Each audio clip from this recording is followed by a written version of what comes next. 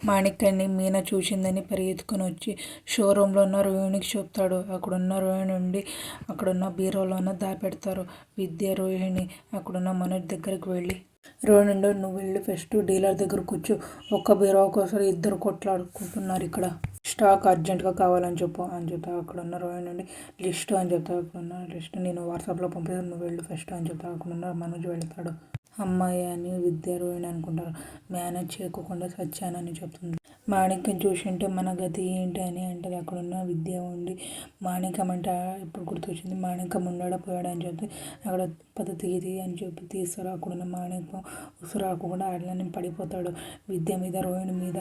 ఉన్నావా అని అడుగుతుంది విద్య. అక్కడున్న మొత్తం ఇంకా ఉన్నానా అని అడుగుతాడు. అక్కడున్న విద్య ఉండి ఇంకా బతికే ఉన్నావు అని చెప్తుంది.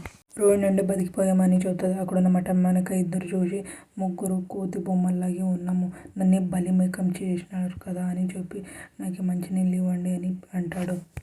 మాణిక్యం ఉండి రాజమౌళి సినిమాలోన ఛాన్స్ ఇప్పిస్తామని ఎంత అబద్ధమే కదా అని అంటాడు.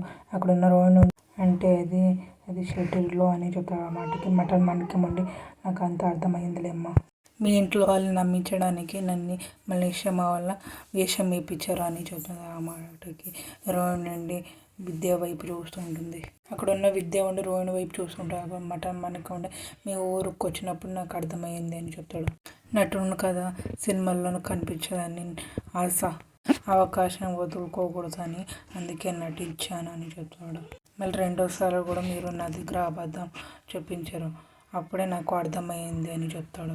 ఆ మాటకి రోహిణి నుండి నిజానికి జరిగిందేమంటే అని చెప్తుంది. అక్కడున్న మాణిక్యం ఉండి మీరు సమస్యలో ఉన్నారని అది మాత్రం నాకు అర్థమవుతా ఉంది, మీరు కూడా ఎంతకాలం చేయగలరు అని చూస్తామని మిమ్మల్ని నేను ఎప్పుడు ఏం అడగలేదు అని చెప్తాడు. ఆ మాటకి రోహిణి నుండి ఇప్పుడు మీరు చెప్పేదంతా నిజమే, దానికి కారణం నేను ఇప్పుడు చెప్పలేను, ఏమనుకోవద్దండి అని చెప్తాడు. ఆ మాటకి మాణిక్యం ఉండి నేను నీకు లాంటి వాడిని, అలా తప్పుగా ఎలా అనుకుంటానమ్మా అని చెప్తాడు.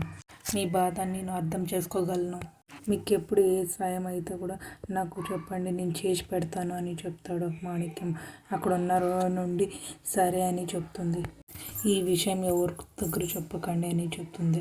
అక్కడ మాణిక్యం కంగారు పడకండి, నేను ఎవరి దగ్గర ఏం చెప్పను అని చెప్తాడు. నా వల్ల మీకు ఏంటి సమస్య రాదు, నాకు విద్య ఎంతో సాయం చేసింది, తన కోసం నేను ఏదైనా చేస్తాను అని చెప్తాడు. అక్కడున్న విద్య ఉండి థ్యాంక్ యూ అని చెప్తుంది. ప్రతిరోజు ఇలానే తప్పించుకుంటానని అనుకోకండి అని చెప్తాడు. ఆ మాటకి విద్య ఉండి వాళ్ళని చూస్తూ ఉంటుంది. టైం ఒకేలాగా ఉండదు, జాగ్రత్త అని చెప్పి లాస్ట్కి ఒక చివరి మాట, నాలాంటి కళలు కాడికి అవకాశం పేరుతో అబద్ధం చెప్పకండి, నిజం అనుకొని కళలు కంటామని చెప్పి అక్కడి నుంచి వెళ్ళిపోతాడు మాణిక్యం. అక్కడ రోహిణి నుండి ఆలోచిస్తూ ఉంటుంది.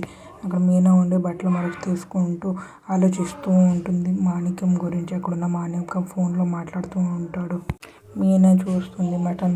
అక్కడున్న మాణిక్యం మీనా చూసిందని భయపడుకుంటూ అక్కడి నుంచి బైక్ వేసుకొని వెళ్ళిపోతాడు. అక్కడున్న రోహిణి నుండి లేదు ఇక్కడ ఎందుకు ఉంటాడు అని చెప్తుంది రోహిణి. అక్కడున్న మీనా ఉండి చూసింది నేను అని చెప్తుంది. నువ్వు ఎవరు చూసుకొని ఎవరు అనుకున్నావా అని అడుగుతుంది. అక్కడున్న బాలు ఉండి రూమ్లో తిట్టుకుంటూ వస్తూ ఉంటాడు. అక్కడున్న మీనా ఆలోచిస్తూ ఉంటుంది. చిచి, నా పరువు అంతా పోయింది, నేను వాడి దగ్గర మాట్లాడి వాడికి షాపు తక్కువ రేటుకి ఇప్పిస్తే లాస్ట్కి మా ఫ్రెండ్కి బీరు వేయడం తక్కువగా మాట్లాడతాడా అని తిడుతూ ఉంటాడు.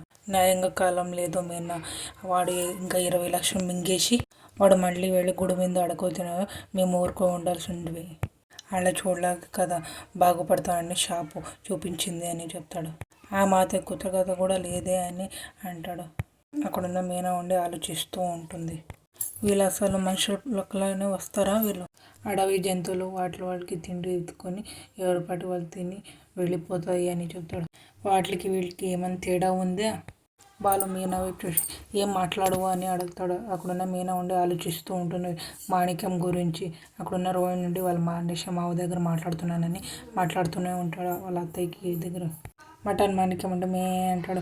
మే అంటే ఇక్కడ మలేషియాలో హాయ్ అని అర్థం అని చెప్తాడు. అక్కడున్న సత్యం గారు ఒక్కసారి షాక్ అయిపోతాడు. అక్కడున్న ప్రభావతి అండి మీకు అన్ని సమస్యలు పోయి హాయిగా ఉన్నారన్నమాట అని చెప్తాడు. అక్కడున్న బాలు వస్తాడు. అక్కడున్న బాలు మీనా దగ్గర మాట్లాడుతుంటాడు. మేఘమావని ఇక్కడెక్కడో చూశానని చెప్పావు కదా అని చెప్తాడు. అక్కడున్న మీనా ఉండి అదే నాకు కూడా అర్థం కావట్లేదు అండి అని చెప్తుంది. అక్కడున్న ప్రభావతి అండి రోహిణి వల్ల ఆయన ఎప్పుడు జైలు నుంచి విడుదలవుతాడు అని అడుగుతాడు. అక్కడున్న మటన్ మనకి 1 నెల 1.5 నెల అంతా రిలీజ్ అయ్యి వచ్చేస్తాడు అని చెప్తాడు. అక్కడున్న రోహిణి నుండి టెన్షన్ పడుతూ ఉంటుంది వాళ్ళ అత్తయ్య మాటకి. అవును మీరు ఎక్కడి నుంచి ఫోన్ చేస్తున్నారు అని అడుగుతాడు బాలు.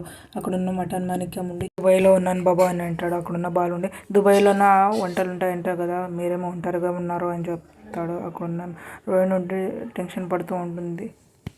మీరు ఎక్కడ ఉన్నారో లొకేషన్ పంపించండి ఇక్కడ మా డబ్బుడమ్మ చూసి చెప్తుంది అని చెప్తాడు. అక్కడున్న మాణిక్యం ఉండి ఏం మాట్లాడకుండా ఊరికైపోతాడు.